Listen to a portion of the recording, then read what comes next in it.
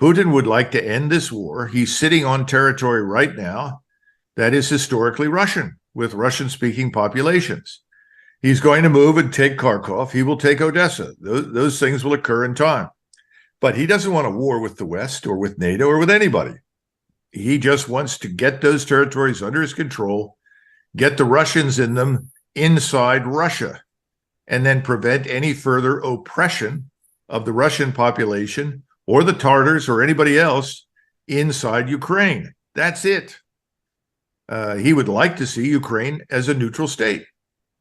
He's certainly not going to sit there and put up one more time with what we did over the last 10 years or so in Ukraine. He's not going to allow Ukraine to become this fortress for American imperial influence and NATO influence. That's not what he wants. He doesn't want Russia living under threat, just as JFK didn't want us living under the threat of nuclear missile attack from Cuba. I mean, that's about it. So I think anybody that imputes anything else to the man is just lying. There's no appetite for war anywhere else. He wants to do business with everybody. So I think I would just be very cautious about those kinds of rumors.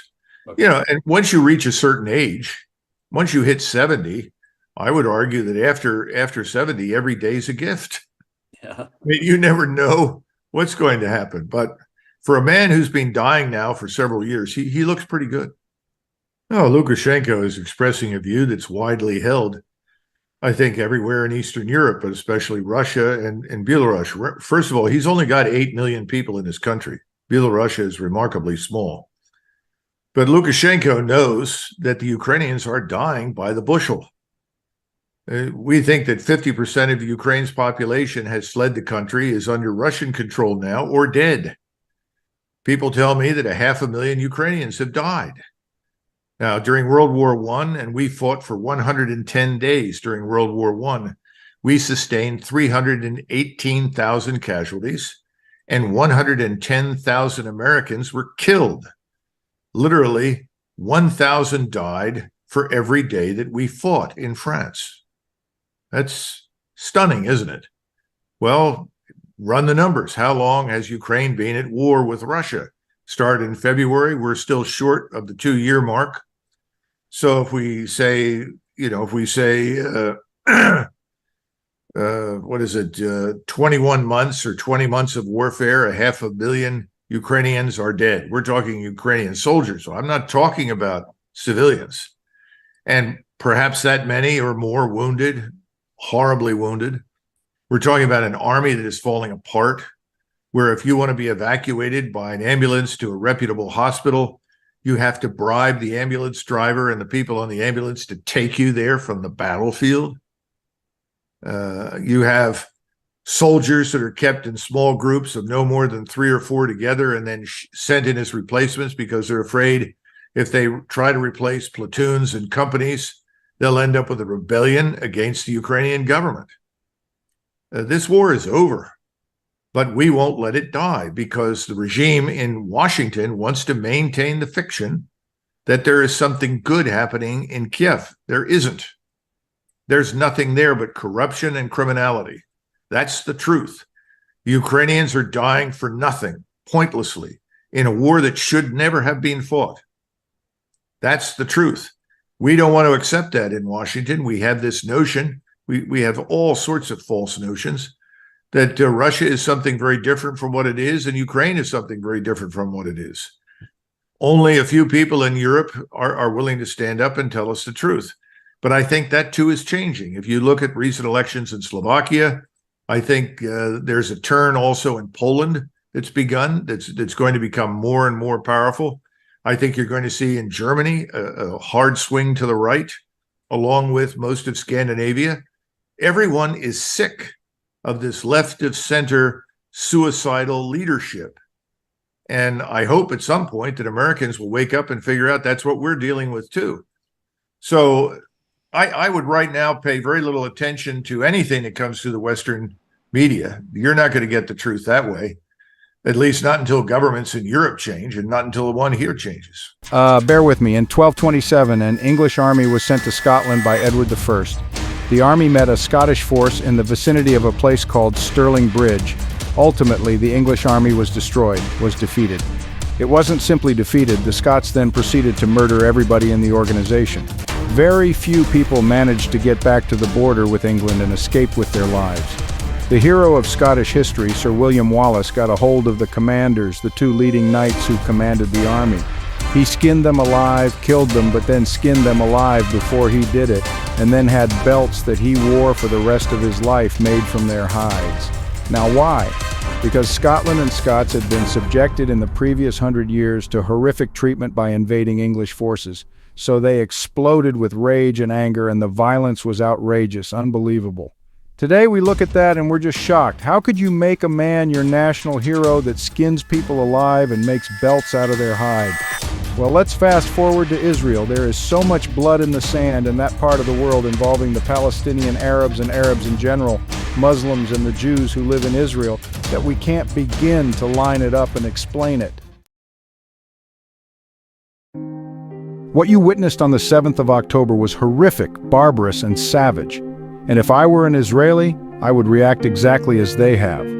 But it shouldn't come as a surprise because the people living in Gaza have been living in what some people term the largest open-air concentration camp in the world.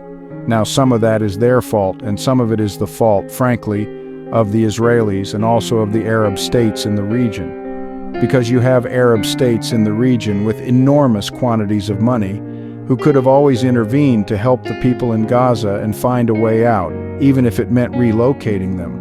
But the Arab states in the region didn't want to do that. They didn't want any of these people in their country, and they saw value in maintaining the Palestinian Arab in a terrible position because it represented a permanent threat and irritant to the Israelis. Now, the Israelis in the meantime, could they have done things differently? Well, of course, but we don't know the whole story. We can't recount everything here. My point is that this is not something that suddenly happened that was never going to happen. This was inevitable. The circumstances changed and it happened. The question is, what are you going to do about it? And the Israelis have decided that it's time for the people in Gaza to go away. This is not an exercise in counterinsurgency. The Israelis are not clearing and holding something. They are expelling or killing and then permanently removing whatever they find. And their view is, if you're there with Hamas, if you're in the vicinity of Hamas, you're an enemy, you're a combatant, you deserve to die.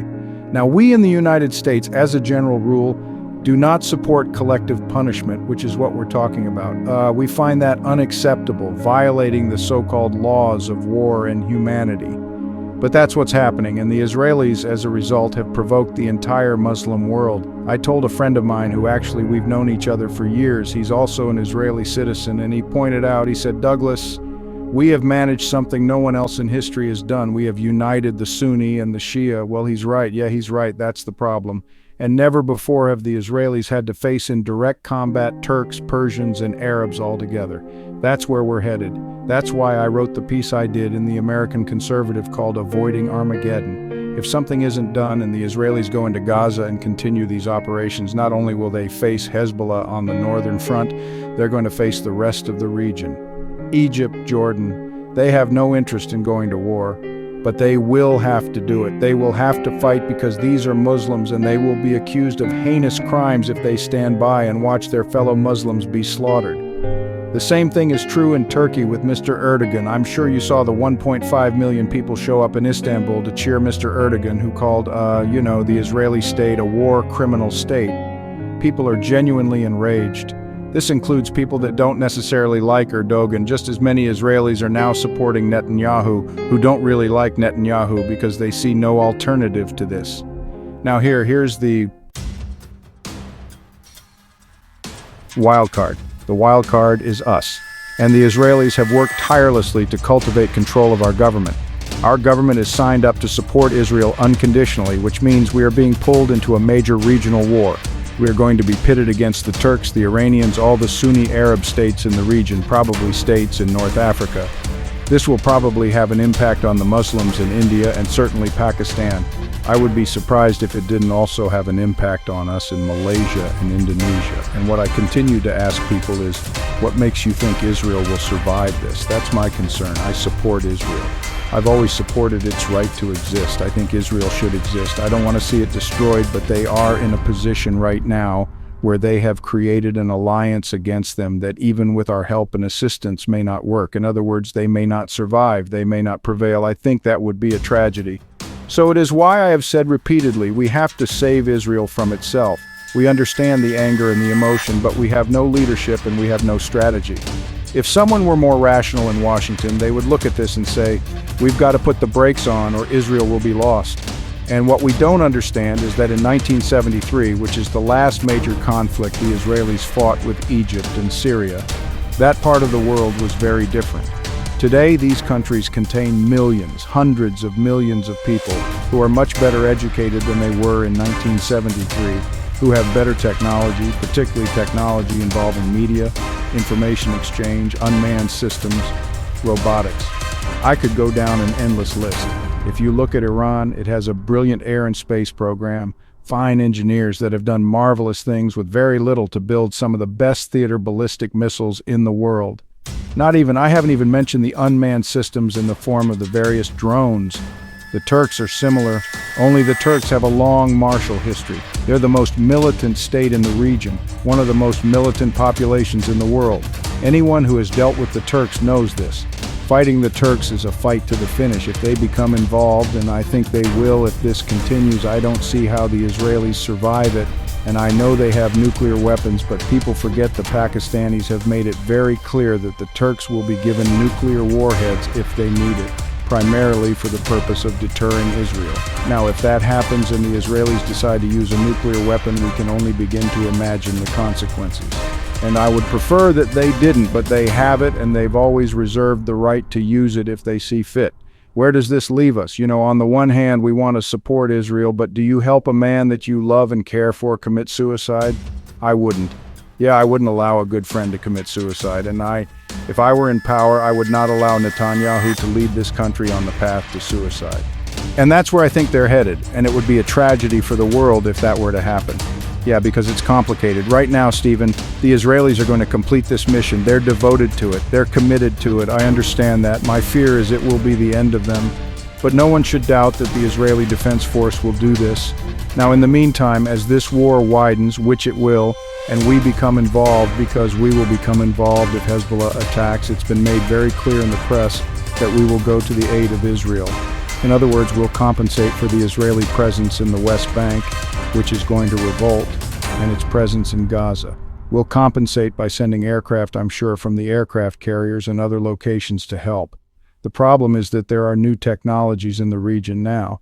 You have the Russian S-400 and you have S-300. You've got a lot of different air defense systems. We will not escape casualties. We will take casualties. You also have navies at sea that are a problem. We're looking at the 100-plus ships that put on a performance for Erdogan on the 100th anniversary of the founding of the Turkish Republic just the other day. But the Turks have very fine submarines. Interestingly enough, they have the same submarines that the Israelis do that were built in Germany. Of course, the ones that the Germans built for the Israelis were built free of charge, but the Turks paid for these, and they're very deadly. These are diesel-electric submarines that are very tough to track, very effective in shallow water, and by the standards of the United States Navy, the Eastern Mediterranean is a puddle. Our preferred areas of operation are the Atlantic and the Pacific. It's very difficult to take us on in the Pacific. If anybody tried to attack or invade us, we'd meet them in the mid-Pacific, and they'd never get anywhere. This is different. We're too close to too many land masses that could exact a price from us. So I don't know what happens to us, but it's not going to be cost-free, let's put it that way. And then beyond that, we may not even succeed in our ultimate goal, which is to preserve and rescue Israel. That's the problem. And the secondary and tertiary effects, the downstream effects, whatever you want to call them, you close the Straits of Hormuz, you close the Suez Canal, you shut off all the oil, all the energy that comes out of that region. Now we say, well, we have energy. Well, that's true, but we have systematically undermined our own energy sector since Biden came to office. It's going to take us years to recover. You can't get people to provide the enormous investment that's required for drilling unless they see evidence that there's a long-term strategic payoff. In other words, that they'll survive. What they can't go through is making all of those investments, lose all that money when someone steps up and says, sorry, New Green Deal again, you're out. So this is a problem in Europe. It's a problem in the United States. Now, you mentioned Europe. Earlier, the massive numbers of millions of people from the Middle East and Africa in particular, not exclusively, but largely from those areas that have poured into Europe. We never there for the purpose of, let us say, becoming Europeans. Yeah, that's all nonsense. In fact, Mr. Erdogan was very clear to the Turks living in Vienna that they had done more to advance the cause of Islam by coming and settling in Austria and Germany than they ever did with the Ottoman armies that once besieged Vienna the last time in 1683. They see themselves as conquering through reproduction, and these people are not friends of the civilization in which they currently reside. I cannot imagine this ending well in Europe. Either Europe defends itself and attacks this alien entity in its environment, or Europe ceases to exist. So for Europe, the existential threat is not external, it's inside. It's not Russia, never has been. It certainly isn't China. The existential threat to Western civilization on the European continent is living in Germany, living in France, living in Italy, living in Great Britain. So we'll see what they do, but if they're going to survive, they're not going to be able to tolerate it for very long. Now, of course, there are people that are saying, well, this is the spread of anti-Semitism. You look at these people in Chicago or somewhere else, but again, you've got to be careful. There isn't very much antipathy for Jews. There is antipathy for Israel because of what it's doing, and I don't think that's well understood. It's this whole policy of collective punishment that people are having difficulty supporting. Yeah.